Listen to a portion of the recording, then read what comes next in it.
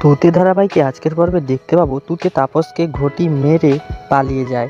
রঙ্গনের ঘুম ভেঙে যায় এবং রঙ্গন তুতেকে না দেখতে পেয়ে তুতে তুতে বলে চিৎকার করতে থাকে। তুতে রুমে আসে, রঙ্গনকে বলে সবটা। রঙ্গনকে নিয়ে যায় এখানে, কিন্তু ওখানে কাউকেই দেখতে পায় না। রঙ্গন বলে কোথায়, কেউ তো নেই। রঙ্গন হোটেলের ওয়েটারকে ডেকে সবটা বলে। ওয়েটার বলে আমাদের এখানে তো এরকম হওয়ার কথা নয়, আচ্ছা আমি দেখছি। লাড্ডু ও জস দুজন ক্রিকেট খেলতে থাকে। জস বলে লাড্ডুকে 6 মারতে। লাড্ডু বলে আচ্ছা ঠিক আছে। লাড্ডু 6 মেরেছে। ঋষিকা বলটি ধরে ফেলে। জস বলে আউট হয়ে গেছে লাড্ডু দা।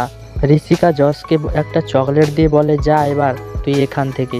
জস চলে যায়। ঋষিকা লাড্ডুকে বলে তোমার জন্য আমি একটা জিনিস নিয়ে এসেছি।